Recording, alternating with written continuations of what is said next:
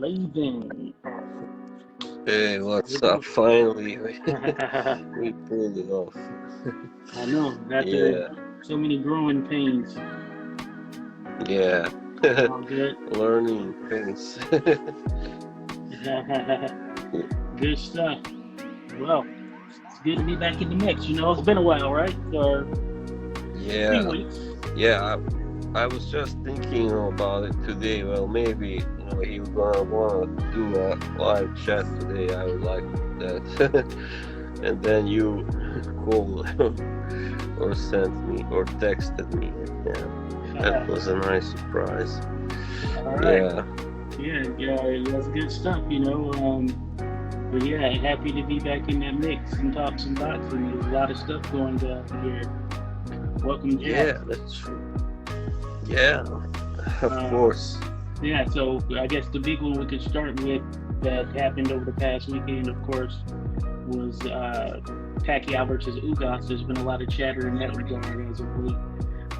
And of course, Yeah. you've seen it, and it was a unanimous decision victory for Ugas, which I think it was deserved because he was the better man on that night. He outboxed Pacquiao, and even at 42 years of age, going on 43, I thought Pacquiao, he looked well, he was moving well, he seemed to still have some bounce to him, and this was a case where style trumped everything that Pacquiao tried to present, because Ugas, like many of the Cuban fighters, is a patient fighter who looks to execute with the most accurate punch that he could find, and that seemed to be what was Pacquiao's downfall in Ugas's ability to land that looping right hand that he landed all night on Pacquiao, who had no answer for how to stop it or how to even get past it. So I think that it lived up to the hype. I was unsure at first how Ugas would come out, and he even said that he was not going to have a letdown or anything of that nature, given the fact that this was essentially the fight of his life, and he ended up coming in and doing his thing. What are your thoughts on it? Well, on the fight, well, of course, Manny was very, active during the fight and threw a lot of shots, but maybe he didn't. I guess you can say that many of them did not land, or at least not so sharply or cleanly. And Ugas was simply the more accurate puncher, and even though he didn't throw as many punches perhaps per round as Manny did, but he still managed to hurt him a few times. Yeah, he really fought a really good counter punching, I guess, fight. So pretty smart. Yeah. So. All right. Yeah, you make a good point. Nothing seemed to truly hurt Manny. From what I saw, Ugas did land some good shots, but Manny was able to take them well, though his face was a bit busted up in the aftermath. But vice versa, Manny Pacquiao wasn't able to land. He was able to land a few things that looked like they snapped Ugas's head, but nothing that truly had Ugas in trouble. And I think that as the rounds went on, Ugas got more and more comfortable, and it was to a point where he wasn't even necessarily worried about the shots coming back as far as him getting off his right hand, because he knew it was there. And I thought he had a brilliant display. Yeah, he certainly did. He was always a tough opponent for anyone he had faced, I guess, so far. So he's got that Cuban, style, the Cuban school. Well, that was the chair.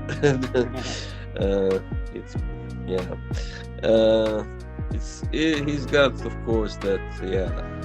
I guess the typical Cuban, style, which is focusing on simply being pretty accurate and not, maybe not throwing too much and at the time, I guess. Yeah, gotcha. Sharp, simply. Yeah. Yeah, similar to Erislandy Lara, what was able to help him stay successful for as long as he has. Excuse me, at the end of the day, his skill set's top level, this being Ugas's, just like Lara's skill set was top level.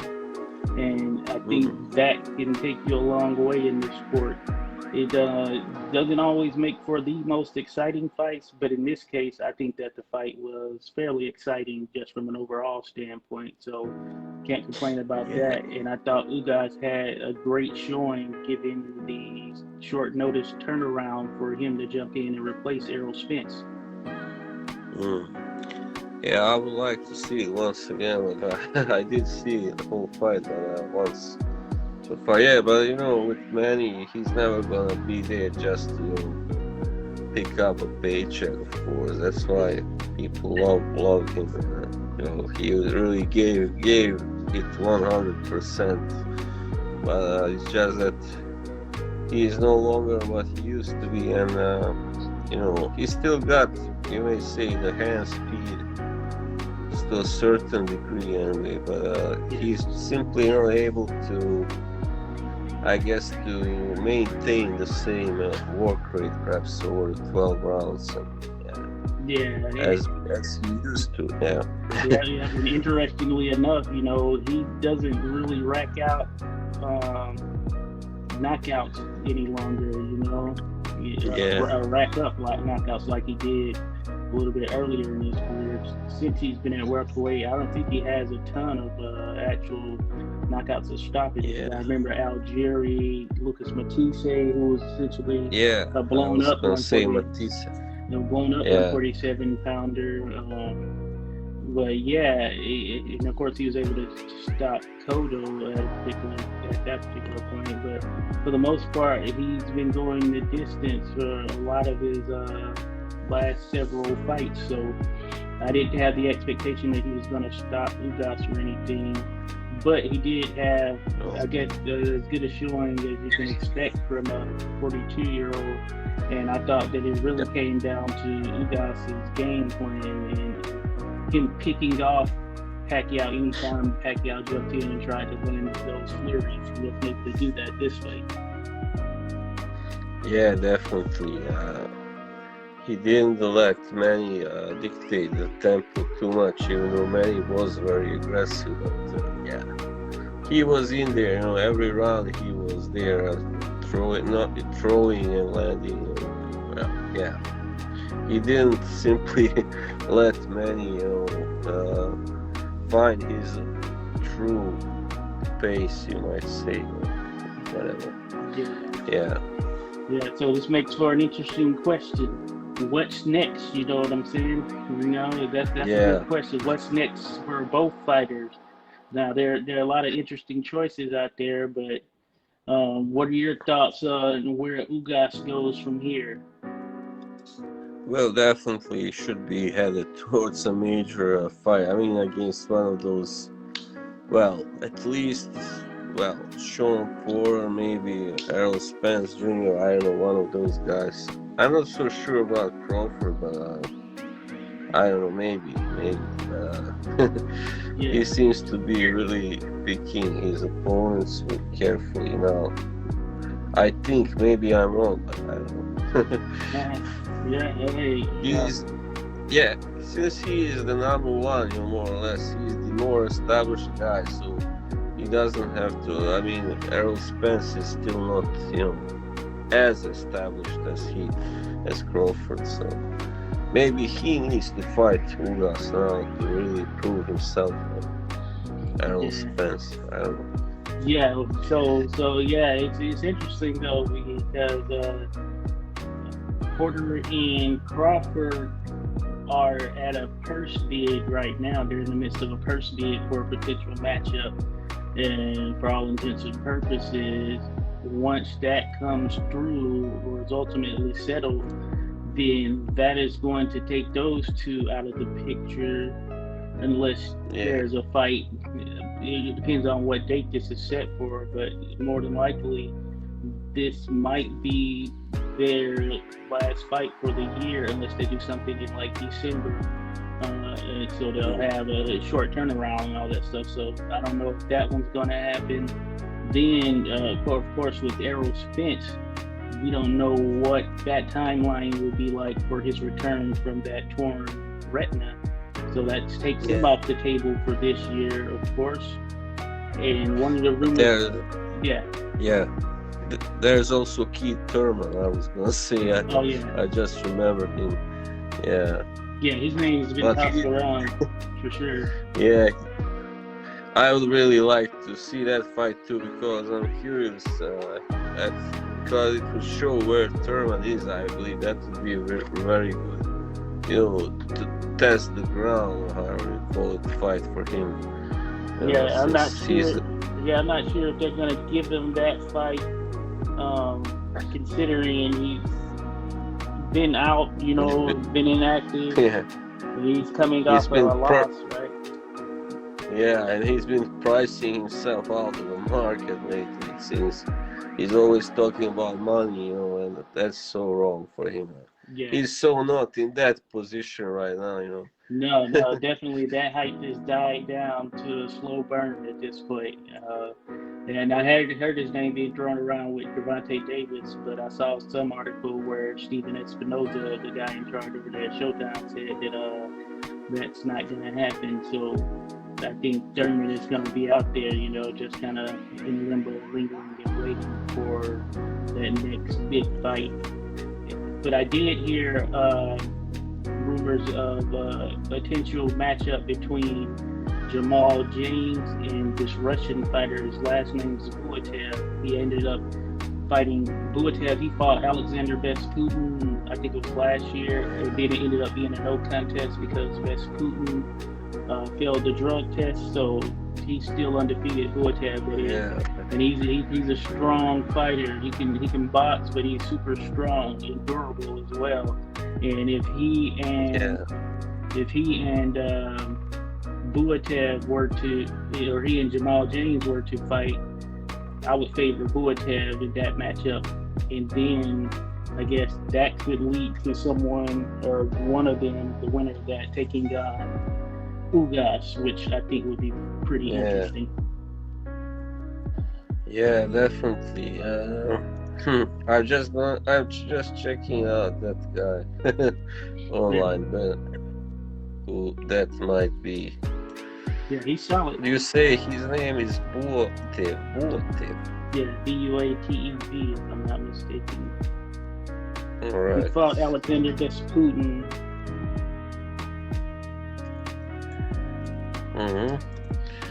Just trying. Oh yeah, that's right. This is the guy. Yeah, or Butayev. Well, that ended in a no contest. Butayev. Yeah. So that Raja. Butayev. The Python. That's his nickname. So he's from Russia.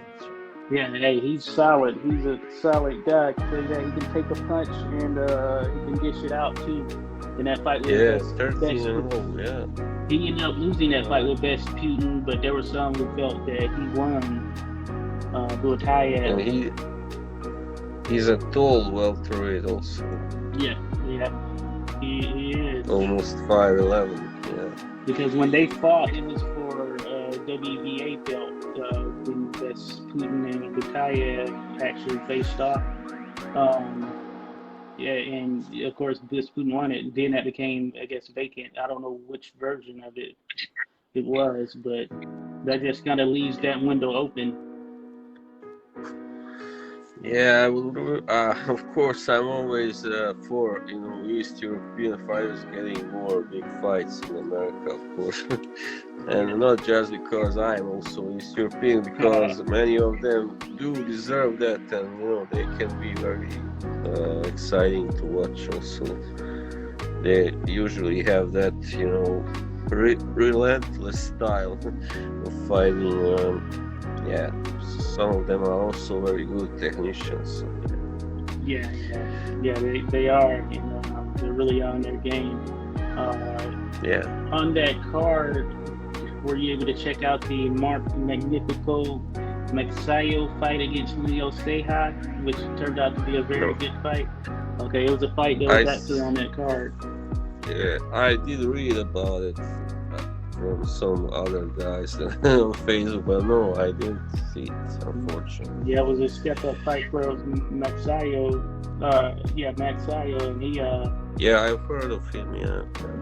He's a Filipino. Yeah. Correct. And he had a good showing early on, and then Ceja started to get to him, and actually looked like Ceja was going to stop him.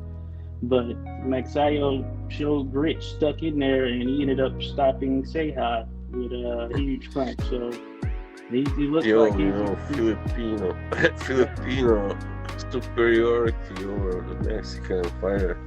Oh yeah. But Ceja has been in a few of those, fights before where he could have won by knockout, but he ended up getting knocked out himself. So yeah, he's not the luckiest guy, you might say. Yeah, he may have been up on the cards, I'm sure too, because he was really giving it to Pacquiao before he came along. Against Hugo Ruiz, I believe, before he lost once in that way. I think he first beat him and then he first knocked out Hugo Ruiz and he got knocked out or something in the rematch. Yeah, and I think he fought Rigon Diao. Yep, he did. And he ended up losing, getting stopped. But it was an exciting fight. One of the, you don't see too many exciting fights with Rigon Diao if you're thinking back and forth action. But this was one where they had a little bit of that when he fought him. And speaking of such, Guillermo Rigon Diao took on Riel Casimiro, Filipino fighter. Yeah. And I caught the last half of not even last half, probably last third, I guess you would say, from about the 9th round on. And I need to go back and watch it, but from what I heard, Rigon Diao played it safe the majority of the time, and it didn't have the sustained sort of back and forth, which I bet you can't expect that with Rigon Diao fight. I don't know if you caught it or anything, but what are your thoughts on that? Because I know that you gave the nod to Casimiro for the W prior to the fight. Yeah, I even thought he would perhaps stop even the late, but he didn't push. But that's what, as you say, maybe the reason, because he played it so safe. Yeah. But I did only see, I think, some highlights of that fight, I believe. Yeah, that's right. I saw. So yeah, I think Casimiro was simply more aggressive, as expected, and he did a pretty good job, I guess. It's a little bit hard to judge from just highlights, but anyway, he had some good moments. So now he may be maybe fighting in next. That is gonna be a major showdown, of course. Yeah, and I think that Inoue, he actually sent out something on Twitter or whatever, basically saying that he wants that fight. So I think that'll make for some good drama in the build-up, because Casimiro is one of those guys that isn't afraid to try and get under the other fighter's skin, which is essentially what cost them the Donaire fight. So I think that he's going to bring some hype to that potential matchup, and hopefully it ends up happening. As for Rigon Diao, when I did tune in, he was pretty much on the defensive for the majority of the time. In the rounds that I saw, he wasn't throwing much. Casimiro wasn't able to land a ton in those last few rounds, but Rigon Diao wasn't throwing much at all, and I think that was his downfall. So maybe it's retirement from Rigon Diao here at this point. Yeah. I don't feel like he's taken a ton of damage in his career, but maybe, huh? Yeah, I think he should retire after these 4 years now. And, he's achieved everything he could, I believe. Yeah. And as a guy I know says, he believes that every guy over 40 should be retired automatically. So maybe there's, at least from the world level fights, yeah, I think the same. I believe the same. So now Casimiro is free to fight. Rigondeaux was, of course, very confident at the press conference, and he seemed pretty pissed off because Casimiro was maybe talking some stuff about him or his man, I don't know, that he didn't like. But I knew he was just blowing steam. I knew he didn't have enough left in the tank to beat Casimiro, who is that good. He's really, a world-class puncher also, not just, fighter. Yeah, it is true. He is a world-class puncher. Hopefully the NOA fight materializes, because I think that would be an exciting one. And also, I think there's potential for some others in and around that weight as well that could potentially pop off. Can't think of who for sure, but any one name. But I know Donaire is still being thrown around for a potential rematch with NOA, and what was a great fight they fought last time. That's right.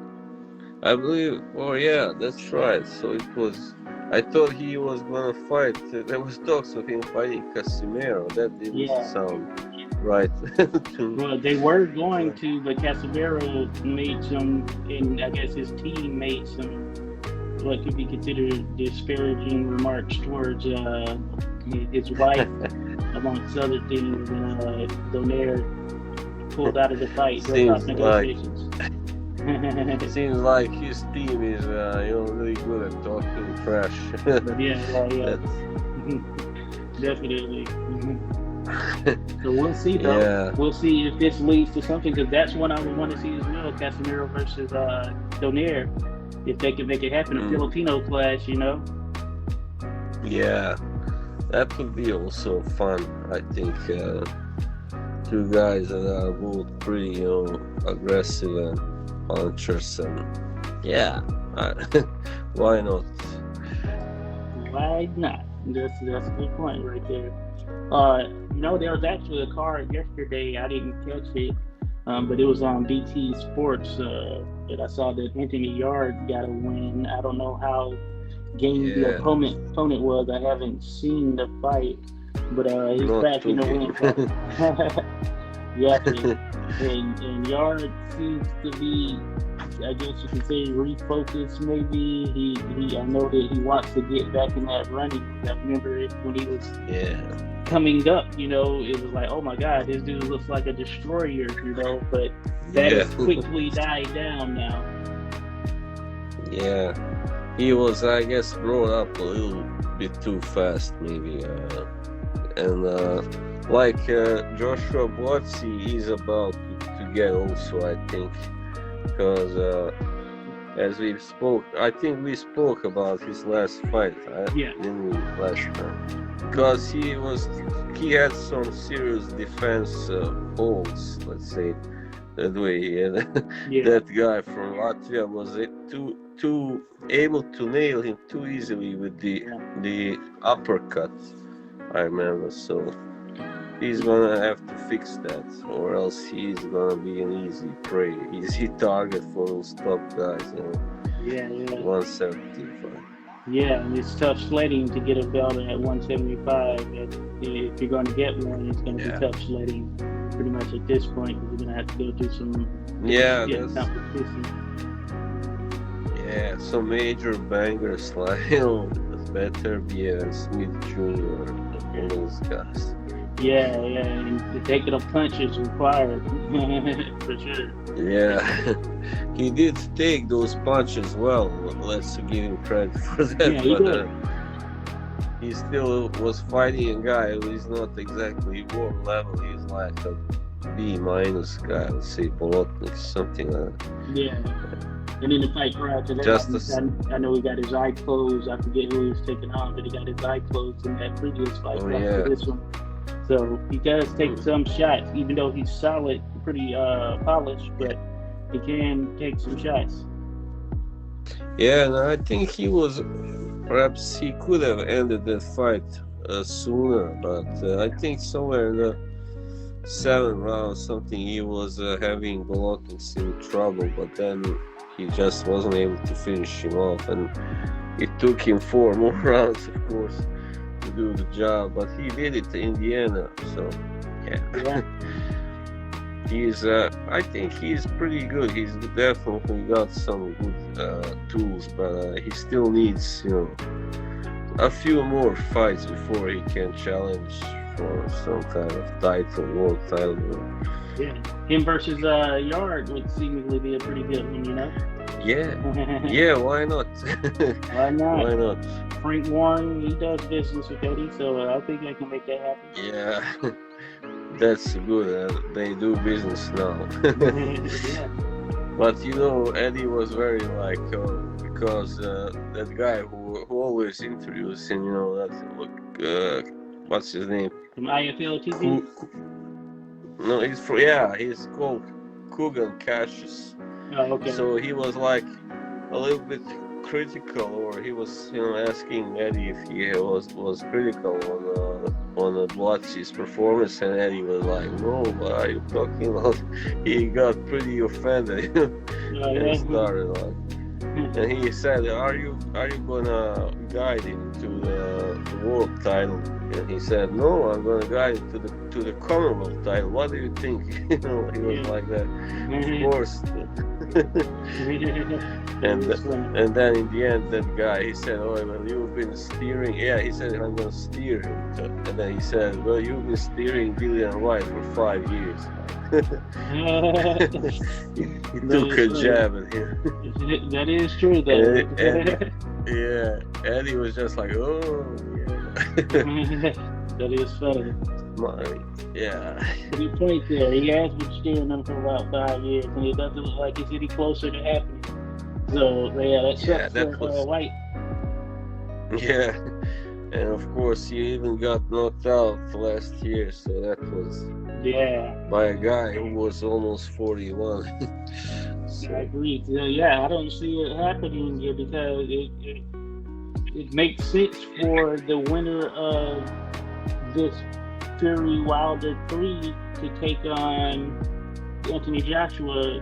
There are too many beats Alexander Usyk, but if that happens, I think that would be good. But it's crazy because Dillian White has been a heavyweight and he's been clamoring for that title. Usyk, this is his 3rd fight there, and he's getting it. Yeah, that's the star power.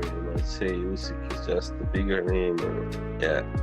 He was the undisputed champion. So. I guess, part of it may be because of White's image, that doesn't really project such a gentleman image as Anthony Joshua maybe, because he does, talk a little, trash and stuff like that. And, he just he has something thuggish about him, even though people say he's a nice guy, and Alan Babic, he says he loves Dillian White. He said he's a really good guy, but I don't know. There's something about him that I guess turns off some people. Maybe.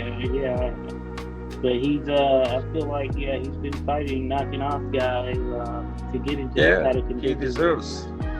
Yeah, he really deserves now a world title shot. He does have some really good names on his record. Victories, Parker, Rivas, and who else? Now Povetkin, of course. So Chisora, he actually stopped him. Knocked him out. He's only the 2nd guy to really knock out Chisora, so that's. So he deserves to be there, but I'm sure the Povetkin knockout set him back a little bit, but hey, he came right back from that. Did what he thought he was going to do that first time around. So yeah, we'll see Yeah, if he actually gets back into the mix. yeah, and he really seems motivated. He really wants to win a world title or to try anyway. So that's very good. Yeah, I would agree. Um, there's a card tonight. It's a Showtime pay-per-view. The Jake Oh, Paul versus yeah, Tyron Woodley mega show, I that guess you one, could say. that charade. But, Yeah, no. So it's a boxing fight, right? Not MMA. yeah. It's a boxing. Paul versus Woodley. So it should be pretty interesting. I think they had Yeah, they had some legit individuals on the undercard. Of course, the boy Orlando Serrano. yeah, But that being said, yeah, it is the pay per boy. view. I wouldn't consider it necessarily a pay per view type card, but that's what it is. It is what it is. They got Tommy Fury on there taking on some guy, Anthony Taylor, who is Oh yeah, 0-1. So yeah, I Fury. saw that Yeah. face off. Yeah, that looked pretty nasty. So yeah, Pretty heat. I think that Tommy Fury versus Jake Paul is pretty much an even Yeah, matchup because if you look at Tommy Fury, I'm looking at his resume now. He fought a guy that was 2-0. Then he fought a guy that was 2-26. He fought a guy that yeah. was 10-102 He said, and 3. So he's only fought one person with the winning record, and that was in his last fight, Jordan Grant, who was 2-0. Everyone else has yeah, been either had no wins or a ton of losses with only a couple. yeah. But he seems to have possessed that Fury kind of confidence that is so, you know, common for them, because he was talking also, I know, against Jake Paul and some other guys maybe. So I know there are some sparks there going between him and Jake Paul. So Yeah, I think we'll probably gonna see that fight in the near future. yeah. Why not? They seem to be pretty much close as far as resume. Even though Paul hasn't fought an actual boxer, hey, you could argue that neither has Fury. Yeah. You know? Yeah, that's right. I mean, Paul seems to have, some punching power, because I think he's one of his fights, those few fights he's had by a knockout. So, And he comes in at 190, so Fury. Cruiserweight. Yeah, basically a cruiser, so Fury could, I guess, bank on that in some sense. Yeah. But I think Fury weighed at 179 last night. Yeah. Oh, okay. 179. Cool. All right, so yeah, we'll see how he looks when he actually steps in this thing. Because, I know he was a light heavyweight, right? And he's just weighing a little bit more to show that, hey, I can pack on some weight to get this matchup. But we'll see how it goes. But I think it'll happen in the future. It should be next, I would say, if both of them were to win, which, as far as Jake Paul versus Woodley, I don't know. I haven't seen Woodley box. But he says he's been training boxing and all of that stuff. I knew him more as a wrestler, so I don't know who to pick. I guess it's a 50-50 fight, if you ask me. Yeah, I don't know, really. I don't know, maybe since, well, Jake Paul doesn't have, of course, a lot of boxing experience, but he has boxed so far, like maybe more than Woodley. I mean, I don't know if Woodley has had any boxing fights before, but it doesn't look like. Yeah. So I guess maybe I'm leaning more towards Jake Paul, because so far he's been I don't know if he's had 2 or 3 fights, but he's knocked out everybody. So he does seem to have power, if nothing else. So yeah, we'll see how this is paid off. Now, there is an intriguing matchup on the card, or at least I find it to be probably the most intriguing matchup, and that is Ivan the Beast Baranchik taking on Montana Love, and this is Baranchik coming back from that loss to Zepeda, so he seems to be recovered from that. Montana Love is an undefeated fighter. I've seen him fight a time or two. His name hasn't kind of been out there as it may have been, at one point in his career, a little bit early on. But I think that this is a very intriguing matchup, super lightweight matchup, to see if Baranchik's style can get to Love, or if Love has what it takes to stop a guy coming off of a devastating knockout loss. Yeah, I'm also pretty interested to see how Baranchik can bounce back, if he can bounce back now. I think he should be able to, because that guy is he's not some kind of world beater, as they say in England. Yeah. But I guess anything can happen, of course, in boxing. So yeah. Yeah, very unpredictable. Yeah. I have that fight in this prediction league that I am taking part in, and I picked Baranchik to win on points. Okay. I think that's the safest thing right now, because it's his comeback fight, after a couple of bad losses and stuff.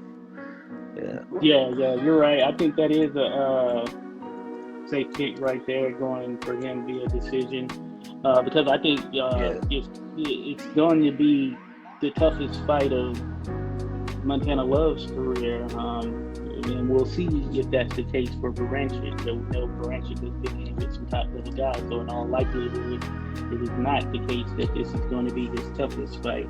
But I think it'll more so set the tone for how Baranchik looks and feels after coming off of that knockout loss that he did, which can have an effect on fighters. Yeah, definitely. That was some knockout loss. Yeah, pretty devastating. Yeah, great fight, of course. Yeah, and it was a Fight of the Year type candidate, as well as crazy fight. Knockout of the Year candidate as well. So both of them in that same boat. A knockdown fiesta. Knockdown fiesta. But I agree. I wanted to shift to the September 25th card for Anthony Joshua versus Alexander Usyk. Now, we spoke on our thoughts on Joshua versus Usyk, but the entire sort of main undercard has been released now. And some people are complaining about it. I didn't find it to be too bad of a card, but some think that it is a shitty card. I guess to each is her own, but we are going to see Lawrence Okoli defending his WBO cruiserweight title against Dylan Prosovic, who is coming in undefeated out of Montenegro, of all places. Montenegro. So that should be an interesting fight. I don't know Prosovic, but Prashovic. It's actually Prashovic, but it's okay. I know it's tough to pronounce that. Yeah, it is interesting. I'm looking at his resume, or at least looking at his record, box record. I don't see any major names, but that being said, we'll see how he looks. You never know with some of these guys, even though they haven't fought anyone of significance. Sometimes, they can come under the radar. Just gonna mention one thing, that Filip Hrgovic is also fighting a Montenegrin guy who is based in, I think, in Austria. Anyway, the fight is in Austria. So this guy, he's undefeated, but they say he is not something. He's not gonna be a really good opponent. Marko Radonjic, his name is. I remember submitting a little release on that. So yeah, that is another one. Philip Hergovich back in action. I think. So it's a defense of that IBF international title he holds. Okay. So I guess that means in future he can challenge whoever. I mean, the winner of Joshua Usyk, because that's one of the titles that Joshua holds, right? IBF, Yeah, he does. I think he has the IBF, WBO, and WBA heavyweight title. Yeah. And then that one loner is over there with Fury at the moment. Yeah.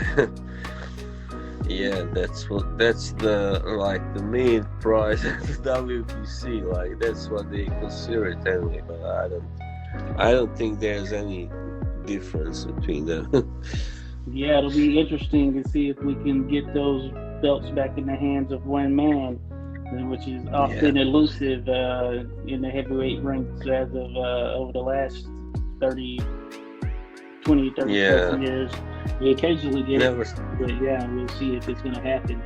Yeah, never tends to stay with one man for too long anyway, all those belts. Yeah.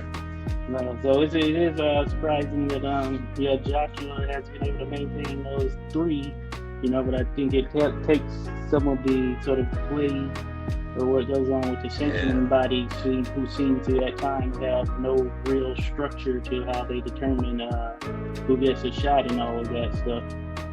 But it is interesting. And speaking of that, the WBA, I guess, scrapped all of its interim titles, so anyone who had what was considered an interim title is no longer a titler. Yeah, which is interesting, right? No more. Yeah, that's gonna be pretty that much of a downer for those guys who are holding their belts. Now they have none. Yeah, but I think it's a very good thing. I never liked this stuff with the interim, belts. I don't see the point. Either you're a champion or you are not. So yeah, and the same with that super champion nonsense that WBA has. That's also something that's gotta go. Yeah, I think. Yeah, I agree. And the only way you're gonna get those top level matchups is to reduce the amount of floating belts that are out there. It's floating around for any and every scenario. I think reducing that is the way that you're going to get the fights that people actually want to see when they elevate someone or make someone mandatory. So I think it's a good thing as well. Yeah, definitely. The only thing is, we don't know if the other sanctioning bodies will follow suit, but time will tell. Yeah, that's right. The others still have that interim title. Well, I don't know really what's the point, but I guess it's a way to reward those guys who are number 2, I guess their ranking for number 1. And get some sanctioning fees as well. Yeah, that's right. Also, so the money. The more the merrier, I guess you can say. Show me the money. Show me the money. But yeah, and on that Anthony Joshua card, back to that, of course people were ragging it, but Florian Marku is going to be taking on Maxim Prodan, who is an undefeated fighter for an IBF international welterweight title. I think that is an interesting matchup. I like Marku.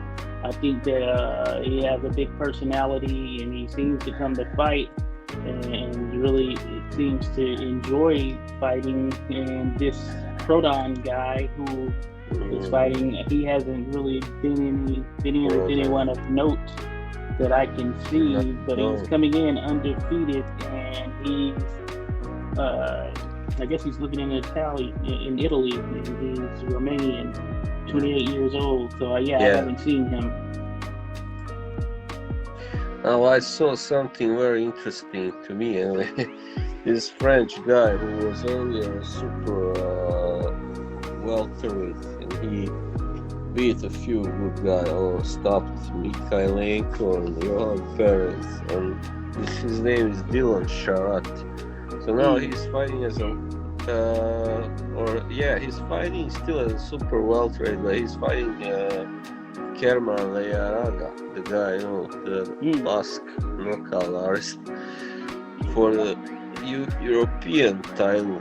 So that sounds like a pretty interesting matchup to me.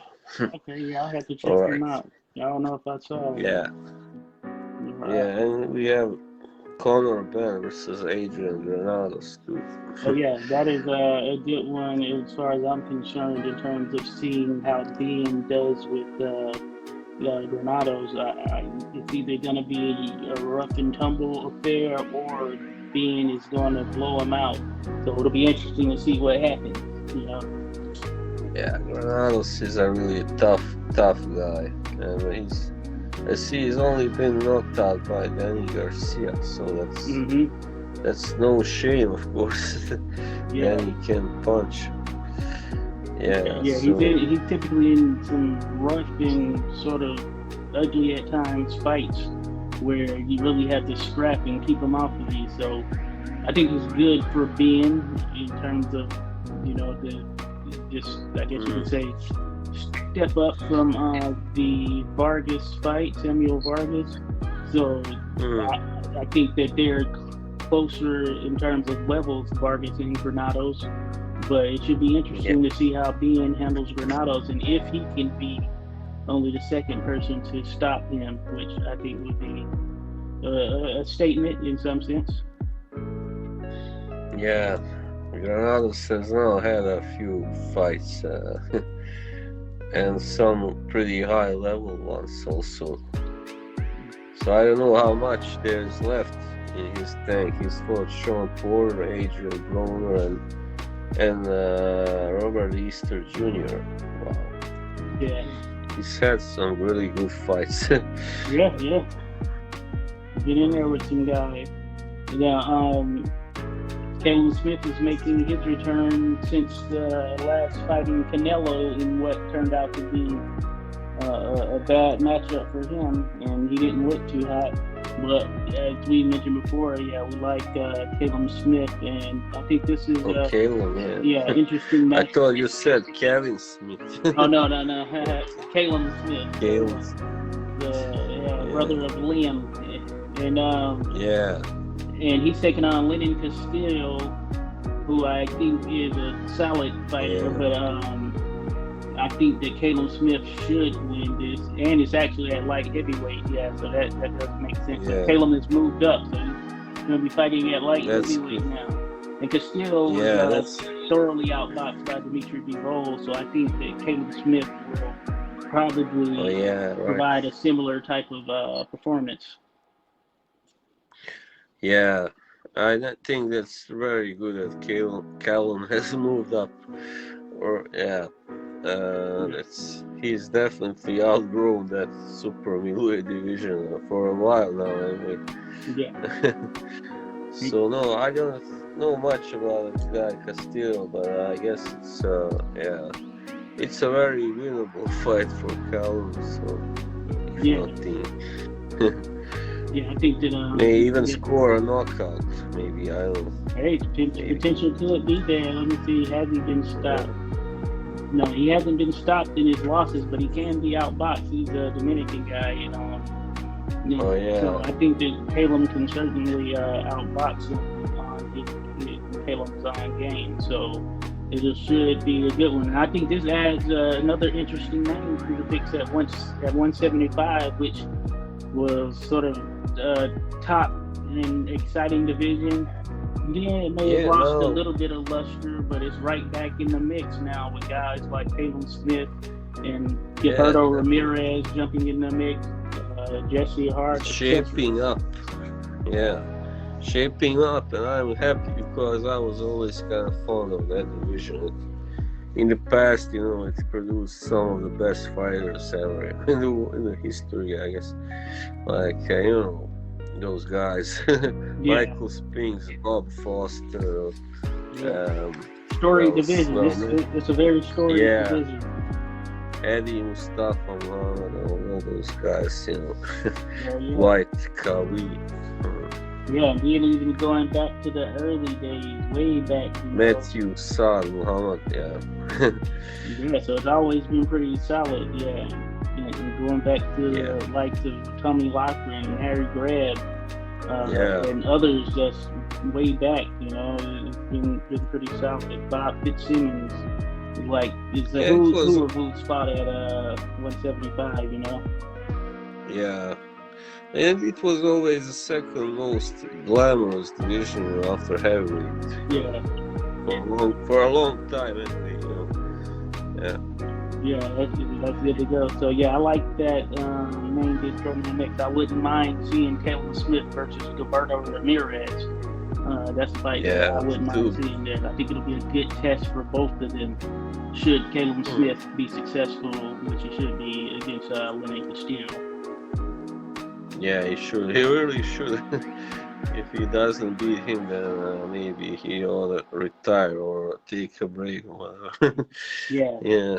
And Ramirez, he looked good against Sullivan Barrera, or at least this version of Sullivan Barrera, who slipped a bit over the last few years. But that being said, Gilberto looked good and actually stopped him. So I think, that would be a good test for Caleb at 175 were it to materialize, which we don't know if that will actually happen, but definitely one that is intriguing. Yeah. Then Campbell Hatton is on that undercard, which a lot of people frowned about. I understand why, but he's on there. Yeah, Campbell Hatton. Yeah, I don't know. He's from what I have seen, that first fight, he didn't look that good. He does have that same kind of energy and style as his old man, but maybe he simply needs to be, maybe trained a little better, or I don't know. Maybe he will never. He just doesn't have that same talent that his father has. I don't know. Maybe he'll get better with time. Maybe it's hard to say now. He's so young. So. Yeah, I think he's in an interesting spot. He's filling the void of that Hatton name being out there. That being said, he's really not, prime time TV ready thus far. But that being said, he has the name, so of course he's going to be thrown out there, and he's going to attract a fan.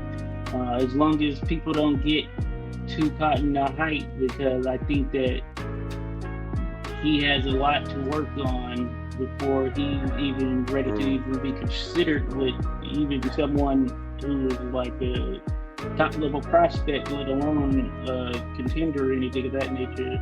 Right now, Campbell is simply a prospect with a name, and he has a ton of work that he needs to do before people can throw him in that mix with. Like I said, the top level prospects that are around that weight. A ton, definitely, And he hasn't been able to stop anyone. He's 3-0. He doesn't seem to have much power. But I think a part of that is technique as well, because he's not very clean and polished either. Yeah, he's very aggressive. That kind of guy who throws and throws. Tries to stop, maybe on accumulation more than sharp punches and all that. Yeah, but his father wasn't exactly a really hard puncher himself. He just kind of broke his opponents down most often, gradually. Yeah, that is he doesn't. true. Yeah, he doesn't really have anyway of his higher level fights. Ricky didn't really have that many early stoppages. It was more like in the 9th and 10th and 11th rounds. By accumulation, man.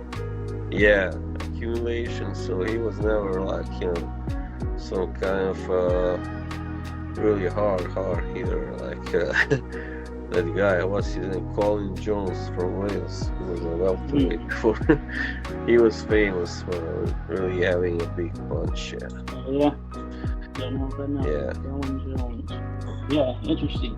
But yeah, Mm. that's pretty cool. So yeah, we'll see what Patton looks like in this fight. Of course, it's really a showcase fight.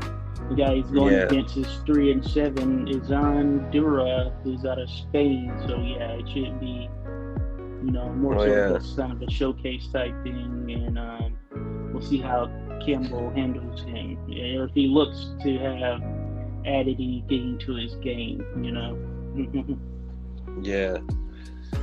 I was thinking about that guy. Oh yeah. I was just trying to remember. There was a guy. I think like a week ago he fought in England, and I thought that he was gonna win on points. Wait, that was that guy with. Oh, but I'm trying to remember. He won by a first round knockout. It was like very fast. I can't remember who it was, but he is from UK, but maybe not. I don't know. I remember his name. That was a really big surprise to me, the way he just blew his opponent out. I think I know what you're talking about. I can't remember who it is either, but I think I do recall Yeah, what you're speaking of. yeah, and Josh Warrington is also fighting on the where was that? Oh yeah, the fourth.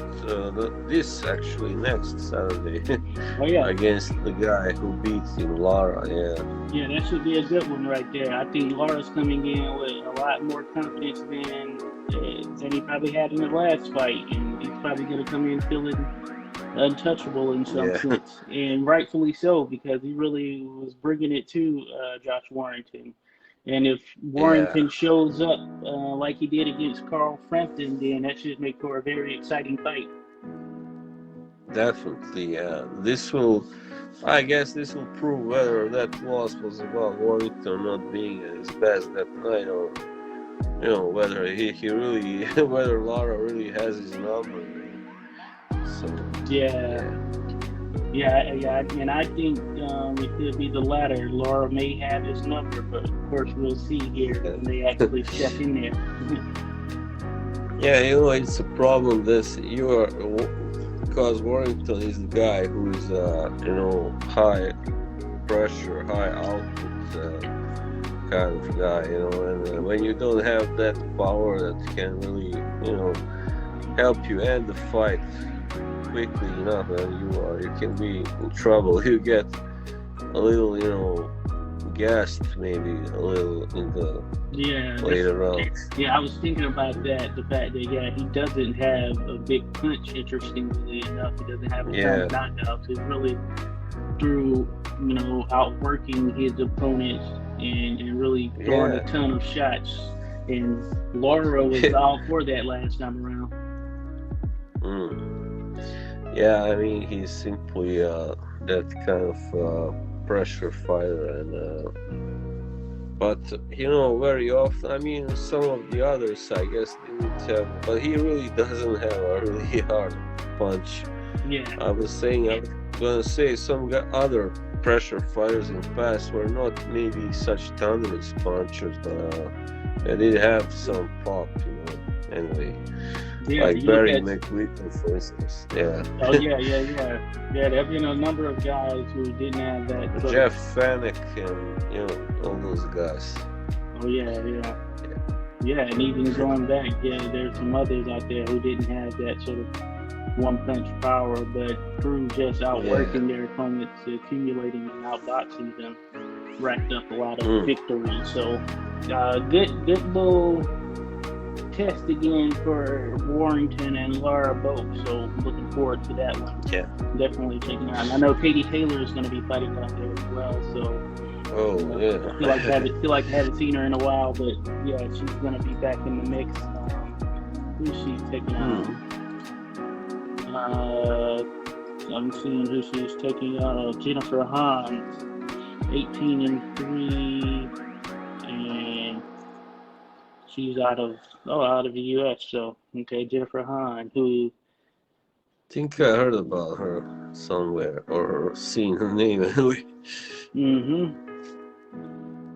Yeah, so we'll see how she looks. I don't know that I've seen her. She's beat, I guess, Melissa St. Ville. That's one name I know of, and her And what's his name? Bill's third fight. Okay, so yeah, it'll be interesting to see how she looks. But we know Katie comes with it, and want to ultimately see Katie against some of those other top names, whether that's Michaela Mayer, which I think would be a good one, or even a potential rematch with Jessica McCaskill. In this case, both of them will be coming with belts. And Jessica McCaskill undisputed at 147, Taylor being undisputed down at 135. So that makes for an interesting clash this time around, even more so. Yeah. Well, I think maybe Katie Taylor is, I think she's been had a few tough fights where maybe she's been a bit lucky, a couple to get the decision, I guess. But I cannot now exactly remember who that was she was fighting. But anyway, at least once I did see her fight this. That was like a couple of years ago, 3 years maybe. And I thought that she didn't really deserve to win, but anyway, she's very, very popular in those islands, British islands, and she has pretty decent backing and fanfare. Yeah, so she's obviously groomed to be a star, you know. I don't know if she's promoted by Eddie Hearn or whoever. Yeah, I think it's Eddie. Yeah, Eddie's promoter, Matchroom, and they've done they've done a pretty good job of keeping her out there in the masses and mixing it up. So that's a success story for sure. Yeah, lately he's been dealing with more and more women, like that blonde bomb or Ebony Bridges. And she comes in it. When I saw Ebony fight, who was it that she took? Was it? It was some girl called Jessica something, I think. In the fight prior, I didn't see her last fight. I didn't need to watch that one, but okay, the one I'm thinking of. She lost. Shannon Courtney. Yeah, the one she lost. Yeah. Yeah, I thought that was a good fight. Yeah. Yeah, very. Yeah, she beat Beck Connolly. That's right. Okay. And she's got already another fight on this next weekend against Melis Gangloff. Oh yeah, Never heard of her.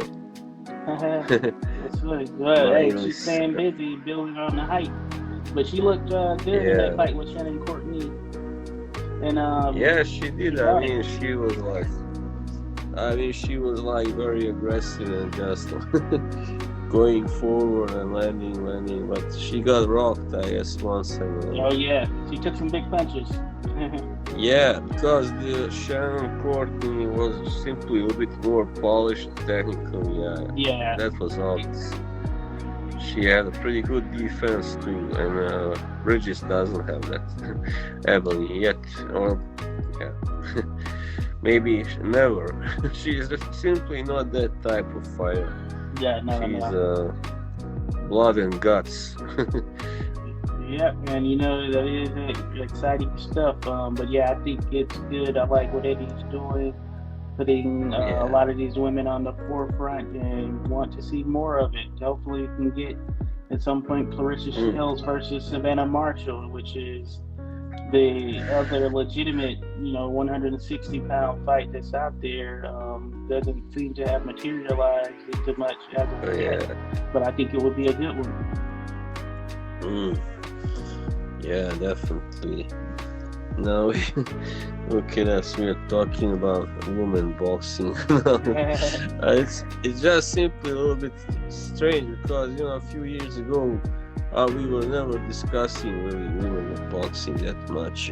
Nobody was, I think.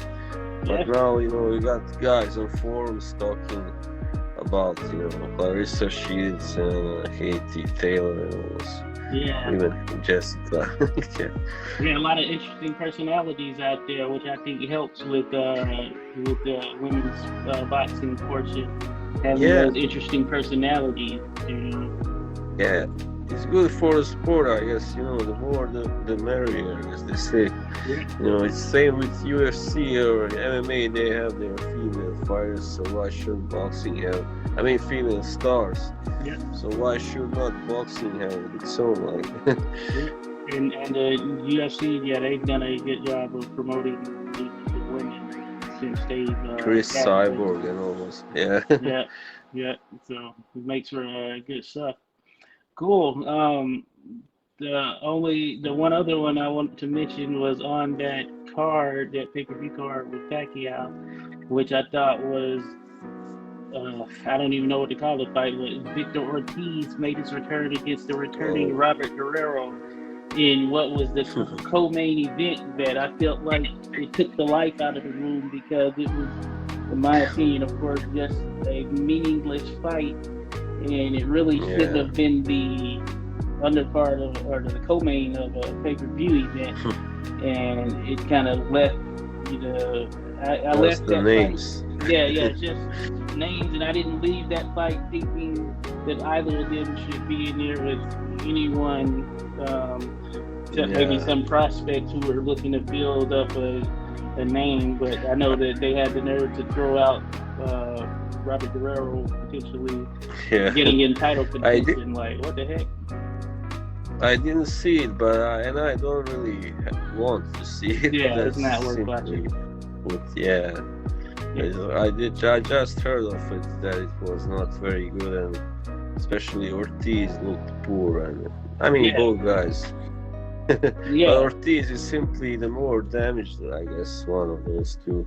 Yeah, both. Yeah, especially on the mental side of the house.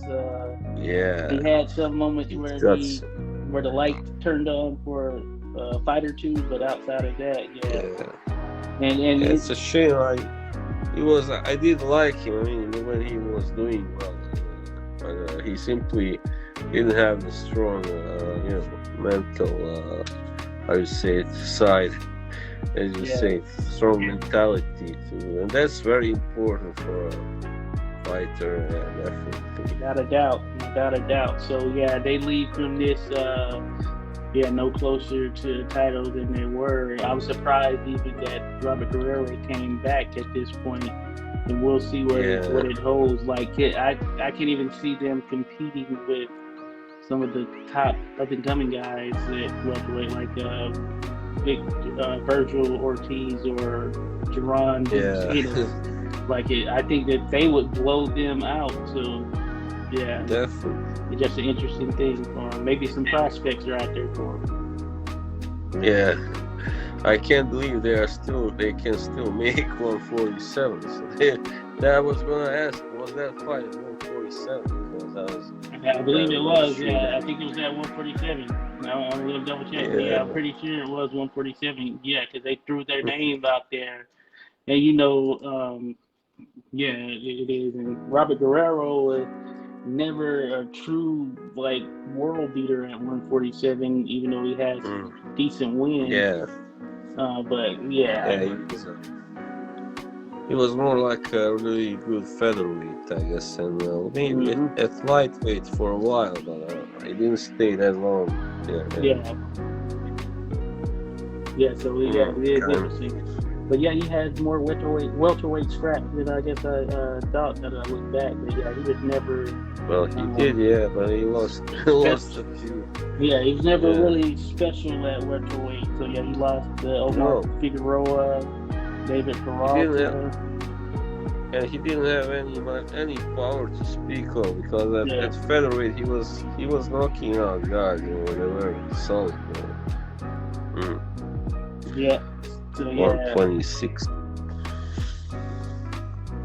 It is interesting. This was his first fight since September of 2019. I guess he's gonna keep going on, and that was Victor Ortiz's first fight since 2018 in February. Which is crazy. Think about it. I remember that Devin Alexander fight. It was another one that was an okay fight, but it wasn't anything to write home about. So. Yeah, and he lost. When did he lose to Berto? 2017 or something. 2016 actually. Yeah. Oh. that far back. Yeah, that far Yeah, back. that was the sign that he really is finished already. Then I guess. Yeah, this is his third fight since 2015, actually. So yeah, it's been a minute. He should stick to to appearing in Sly Stallone movies, like The Expendables. He should stick to that stuff, you know. That try and get more movie parts. I agree. Yeah, maybe that's what he does now that he lost to Guerrero. Yeah, he still has that physique. He's pretty ripped, so he can, you know, play some tough Mexican action, you know, guy. Yeah, he's got the looks too, right? You might say he's a charming guy, you know. Like, yeah. He simply, he had sort of an appeal to him. Yeah, it hasn't worked out as far as being at the at that top level. You know, he wasn't able to sustain much there. But hey, you know, I guess he's had a better career than many. He did get a major fight with Floyd Mayweather at the time. Yeah. Even though that fight didn't end the way it should have been. No, the way that he wanted to, especially. It was pretty amusing for several reasons, of course. Because it almost turned into a fight between Floyd and Larry Merchant at the end. Yeah, so we're gonna remember that fight for sure. Yeah. For all types of reasons. If I was 50 years younger, I would kick your ass. That is so funny. Yeah, Larry got at him. Yeah, I believe that. I almost even believe that he could do it. Larry, you know, he was he actually did punch a guy while he was doing an interview after the fight. Did you see that? That was a long time. Yeah, I think he was this guy with Steve Kim. Yeah, he was interviewing Daniel Zaragoza after that McCullough fight. Yeah, Wayne McCullough fight. So this guy was clearly intoxicated. He jumped in the ring and he thought that McCullough was robbed, you know, and he started screaming, "Oh, he was robbed!" Suddenly, just Larry just kind of. I do know what you're talking about, that clip. I haven't seen that in a while, but I know what you're talking about. And then he just goes back like nothing, you know. He just goes like this. "Oh, sorry, folks, I'm not used to using strong arm tactics to get." Larry. Yeah, he's a very funny guy. He's always been my favorite in that KGBO team of commentators. I didn't really like Jim Lampley that much, or the other guys so much. no, I'm with you though. Yeah, Larry, he was at the Ali versus Liston fight. The second one. And that iconic picture of where Ali is standing over like this, telling him to get up. Yeah, Larry Merchant's in that picture. If you look, he's in the crowd. If you look in between the legs of Muhammad Ali, you'll see much younger. I don't know if it's so easy to recognize him. Maybe. You know, if you zoom in a little bit, you can see him and make out his face. But he was younger. Brown he remained pretty youthful for a long time, you know. Larry is class, definitely. Yeah, he goes way back, you know. Goes way back. Yeah, and he should have been the main commentator. I don't know why they hired Jim Lampley to be the main guy. That was a pretty dumb move. Because he's got that voice that's so annoying, you know, like, you know, all feel and rah rah. They like guys like that.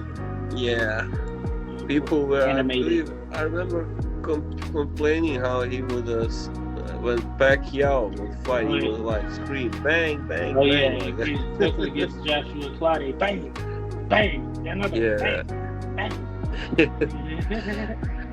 Yeah, he is such a a goof. Yeah, he hadn't been at it a minute, so yeah, those Yeah. HBO days. So Yeah, crazy the how things have zone shifted. killed. The zone killed HBO boxing. Yeah, definitely. Oh yeah. They could never compete with that.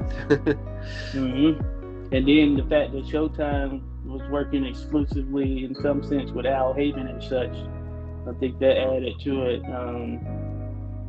So yeah, and then HBO just like, hey, we're gonna focus on sort of our own shows and things of that nature, our own proprietary productions.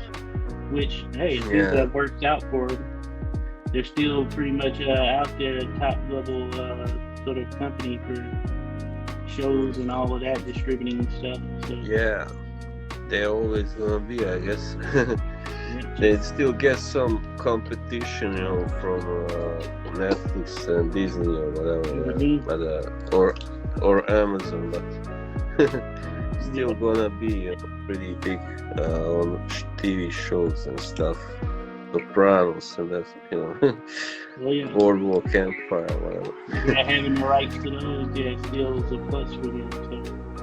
So interesting. So gangster, I know I'm talking about old gangster shows, but that's the ones that I didn't really watch Boardwalk. I did watch some episodes, but I really loved The Sopranos. So, yeah. I never watched The Sopranos, interestingly enough. Wow. I heard it was good, but I never watched it.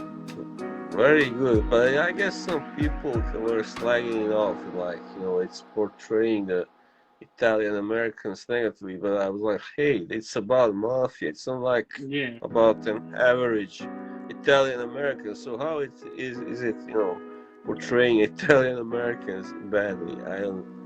Some people were very sensitive, I don't get it. Yeah, you have to kind of get it and separate the fact from fiction, considering it's a fiction. Yeah, definitely.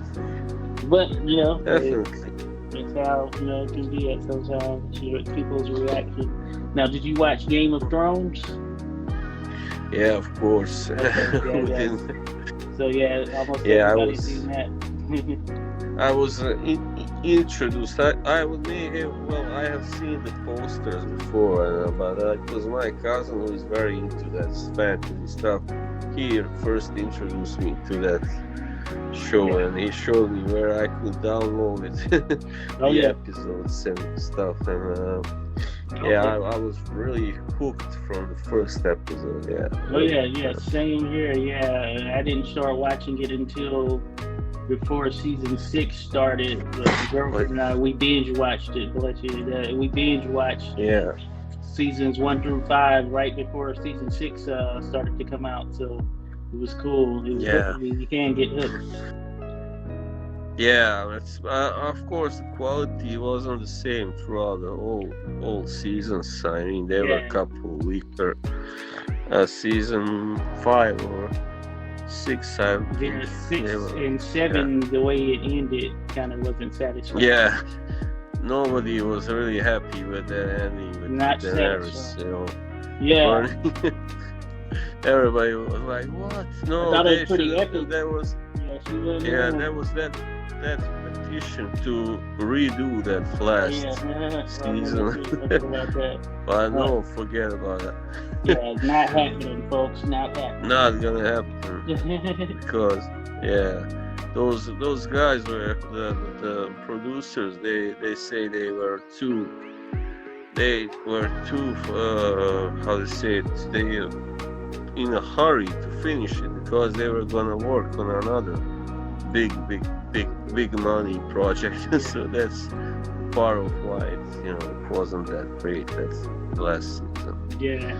And I know they were mentioning spin-offs, but I haven't seen anything. I wonder if something's gonna come about. We'll see. Trying to do a De Niro impersonation. Robert De Niro. He's so great. He's funny. He is a funny guy. What's the matter? You should get in the stand-up. Yeah, maybe I should. Yeah, why not? If guys like Brandon Shaw can be stand-up comedians, I should. Yep, I that could is true. be too. That is true. Yeah. Brandon freaking Shaw. Cool. Mm-hmm. All right, man. Well, yeah, this was good to go. We'll have to do it again. Yeah. Of course, it's always enjoyable discussing boxing. We'll see what happens with this Showtime show tonight, and then we'll have some other good stuff coming up next week, so we can chat about that. Yeah, sure. Just gonna make sure I get to see enough of those fights. Oh yeah. You know, last night I was kind of tired, so there was that British car, so I was tired. I just couldn't sit up because I have to watch it, online. So yeah, I didn't catch that one, but I did catch this Friday Telemundo card that was on. It was on Telemundo. It was in Spanish. I did check it out. It had some pretty decent fights on there. So.